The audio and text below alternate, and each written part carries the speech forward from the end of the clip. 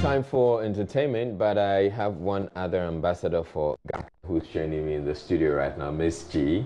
Hello. So Ghanaians Against, essentially a member of the Ghanaians Against Child Abuse. All right. So no more corporal punishment. Yeah. No more child marriages. End to child marriages. No more child labor. Yeah. That's good news, yes. but I'm sure a lot of people are not happy about the corporal punishments, and that's the part that people think that when you spare the rod, you're spoiling the child. So let's see how we get to buy into the ideology. Now, I'm sure that you remember some time ago that the second lady, that's the wife of the vice president, Madame Samira Baumia, went to India. She took pictures with the Kumkum Bhadia stars. It was a big issue here in Ghana, and I remember that Maxwell Amufia met her. She said, well, rather than we thinking that they are taking our market, let's look at what they are doing and see how we can inculcate that into our system.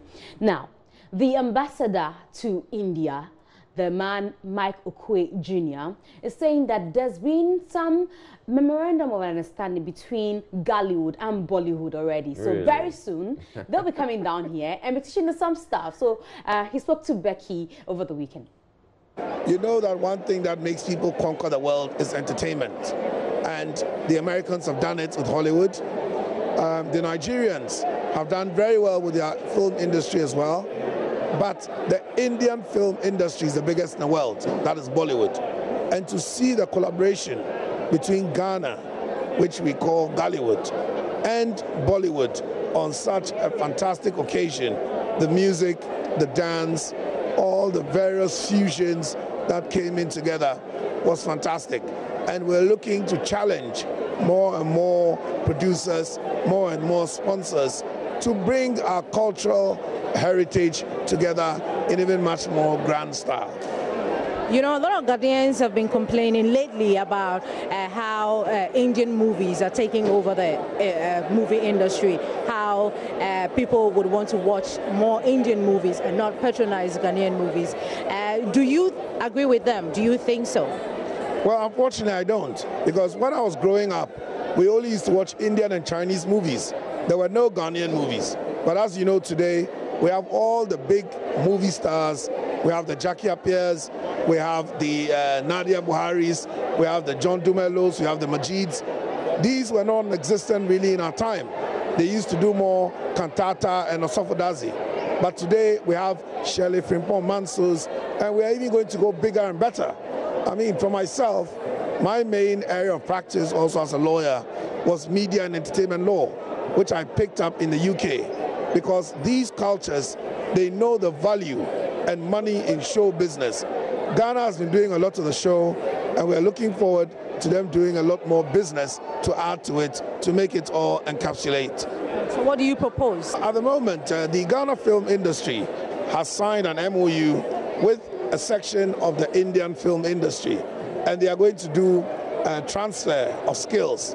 For example, I know that in the near future, the first thing they proposed is that the Indians come here with their production team and come and film some of their films in Ghana. What does that bring? It gives us experience. They come and use our locations, so they come and spend money in our hotels. They spend money in terms of even food, use the carpenters here to build the stage, use our production team, and then we are able to also learn from such a big industry.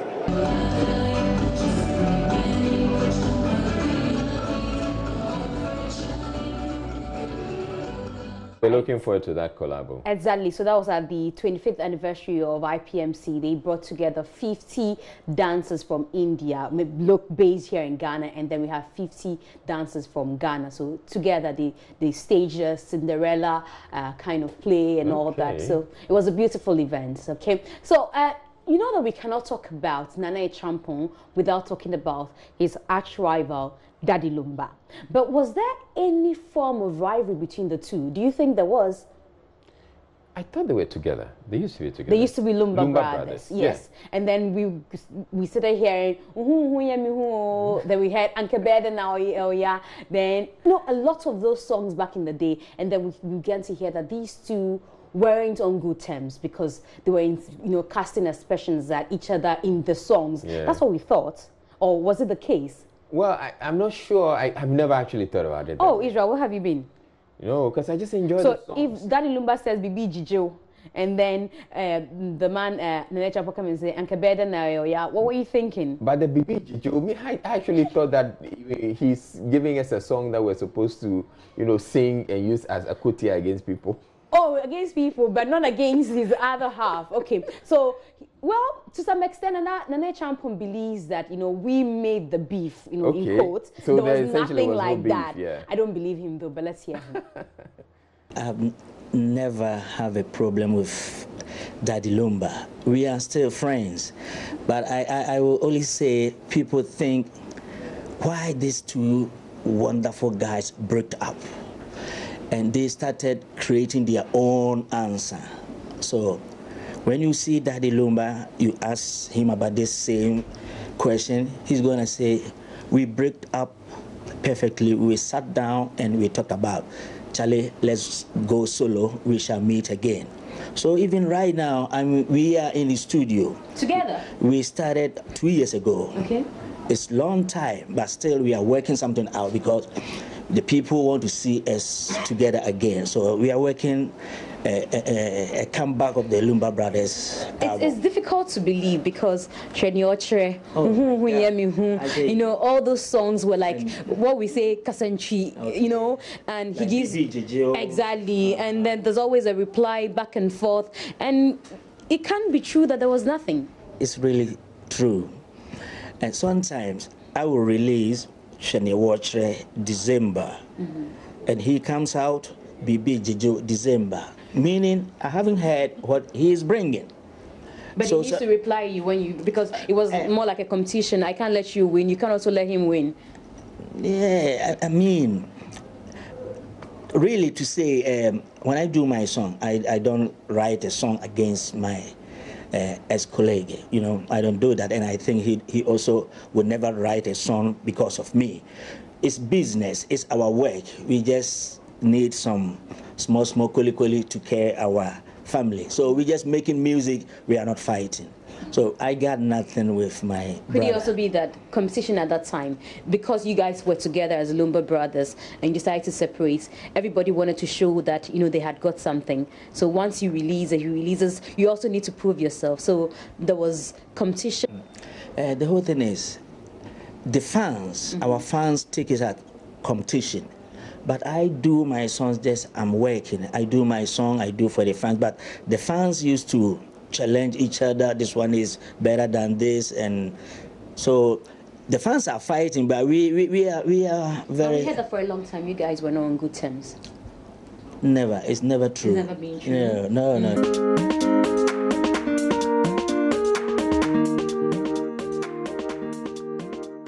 So clearly you went into that interview with an agenda. Because I thought that was the case, you know. That's what I heard growing up. But he kept on telling you that wasn't the case. No, but I'm not sure a lot of people believe him. Maybe they've moved on. Well, I think that's what he believe should have told us. You see, because when I hear the songs, and I know the musicians all the time, you know, do these songs because they're reflecting society, and a lot of the time, yeah. So what we do as society, you know, there's people saying, and probably it's a term that actually starts, and then they pick on the term and create music, make music out of it. I see. Yeah. So Anke Beda na yeah.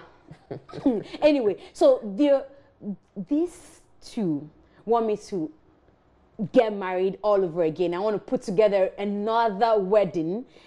Because I am so fascinated by Adeso and Banky W. You know, we're talking about Banky's surgery. Yeah. And I told you that the wedding was that weekend. And yes, he had his traditional wedding. It was more than beautiful. If there's a word beyond beautiful, splendid. He performed. He was actually in Dubai. He was the MC in Dubai when that issue happened. But now on Sunday, the 19th of November, he had his traditional marriage. Beautiful. He had 40 groomsmen. Hey, you know, too much sauce. And that's Adesoa and her girls. She had just about 7 of them. But he had, you know, his close pals. But in all, he had groomsmen, 40 of them. Okay. 39 of them, one lady. So Adetiba was the only lady. The lady who directed one of his videos was part of his groomsmen. Okay. And they are already off to South Africa because that's where the white wedding is going to be taking place. Oh, Too much money to spend. I can Too see much that. money to spend. Like, it's so beautiful. So that's Banky W and Adiswa, and everybody's talking about them. You see the hashtag BAAD 2017. That's the hashtag they're using for this wedding. So a lot of Nigerian celebs will be heading to South Africa. Too much money to spend. I like too much sauce. But somebody who is so excited and needs to be there, and his tweets got a lot of people talking, is Wizkid. Now, before Wizkid became Wizkid, it took Banky W. He managed him when he was with the EME Records, and they had issues. And that's when Wizkid broke away to start his Starboy Entertainment. So his tweets is exciting a lot of people. He now tells that whatever it is has been squashed, and there are no emotional, attachment to the things that, resentments to things that happened back then. But that'll be for entertainment. I'm going to tell my husband that we need to do it all over again. Oh, you're going to tell your husband, yeah, Raymond Aqua. We need to get married all over again. Taking clues from Adiswa and Banky W. Too much sauce in one wedding. Thank you very much, Israel. You're dead, yeah. Hey, I worry for 1 month. Hey. All right, thank you.